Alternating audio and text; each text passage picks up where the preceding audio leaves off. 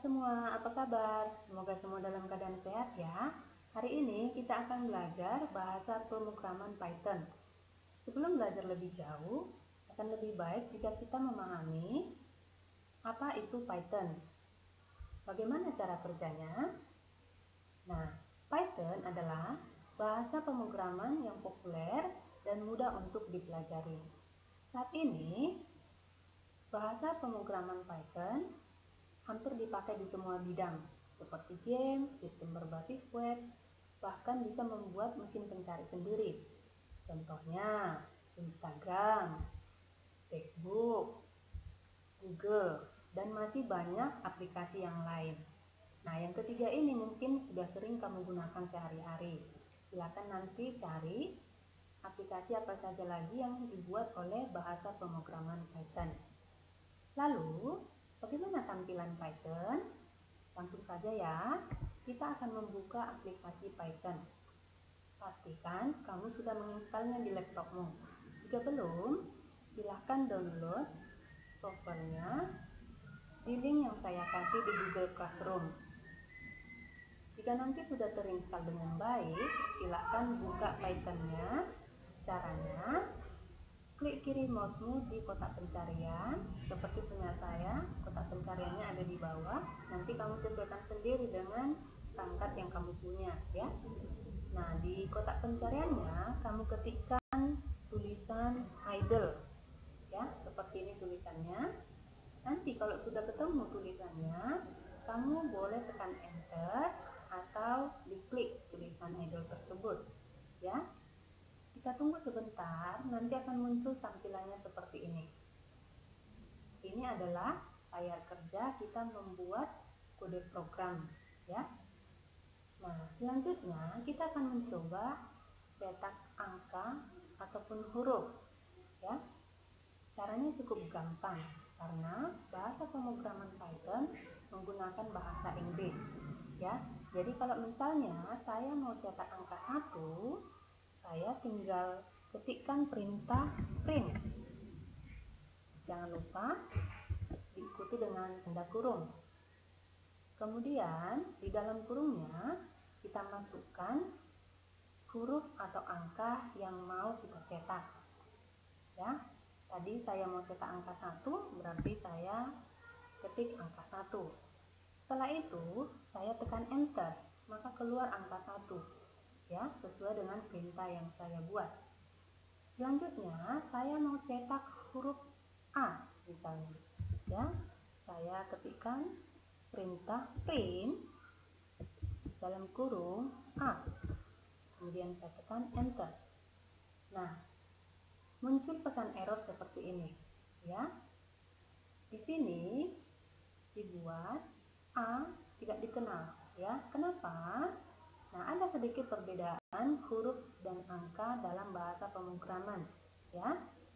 Kalau dalam bahasa pemrograman ada yang disebut dengan istilah tipe data. Huruf termasuk ke dalam tipe data string. String itu adalah tipe data, huruf dan gabungan huruf dan angka. Ya. Jadi, kalau dia termasuk ke tipe data string, maka tulisannya harus diakhiri dengan tanda petik 2. Jadi di sini saya harus tambahkan print, buka kurung, petik 2, A, tutup petik 2-nya, kemudian tutup kurungnya, baru saya enter. Ini baru perintah yang benar, ya. Misalnya saya mau cetak huruf B, berarti saya tinggal tambahkan print dalam kurung, kemudian tanda kutip, jangan lupa tutup kutip ganda, kemudian tutup kurungnya, baru saya tekan enter, ya. Misalnya saya mau cetak lagi print selamat belajar, ya, seperti ini. Kemudian saya mau cetak angka 100, berarti saya tinggal ketikkan print 100 tanpa diambil tanda petik 2, ya. Kenapa? Karena ini bukan tipe data string, ya. tekan enter. Kemudian saya ketikkan lagi perintah yang sama tetapi dengan huruf yang berbeda, ya, print 100. Nah, coba kamu perhatikan print 100 yang di atas dengan print 100 yang di bawah, perintahnya sama, hanya perbedaan di huruf besar dan huruf kecilnya, ya. Jadi ingat, kalau di dalam bahasa pemrograman Python ada yang dikenal dengan istilah case sensitive, membedakan huruf besar dan huruf kecil. Jadi, perintah yang benar adalah print, semua tulisannya huruf kecil, tidak boleh menggunakan huruf besar, ya, seperti ini, ya. Oke, kemudian sekarang saya misalnya mau menjumlahkan dua buah bilangan, berarti saya tinggal tambahkan perintah print 5 tambah 2. Kurung, saya tekan enter. 5 tambah 2, 7. Pas ya. Kemudian print 8 dibagi 7. 8 dikali 7. Saya tutup kurung. Kemudian saya tekan enter, ya. Benar ya, hasilnya 8 kali 7 adalah 56. Kemudian print 3 dikurang 7. Saya tutup kurungnya, hasilnya minus 4. Print 6 dibagi 5. Tutup kurungnya, ya. Jadi benar ya, hasilnya 1,2.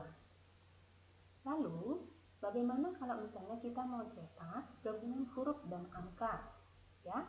Kalau tadi kan kita sudah cetak angka, kemudian sudah kita cetak huruf, ya. Kalau mau cetak huruf dan angka sekaligus, berarti kita harus tambahkan tanda petik 2. Kenapa?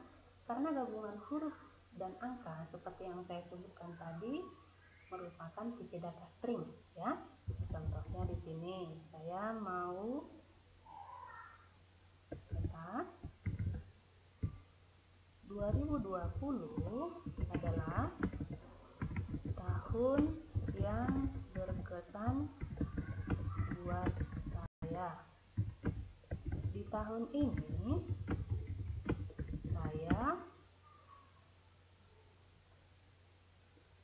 ketemu dengan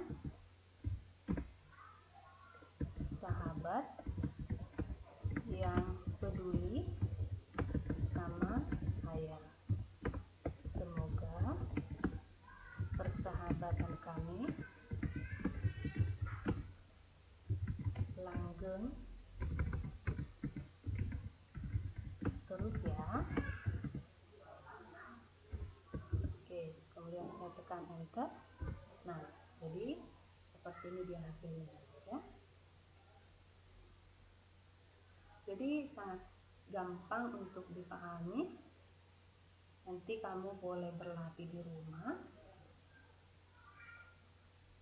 Kalau misalnya ada pertanyaan, nanti silahkan bertanya di Google Classroom, ya.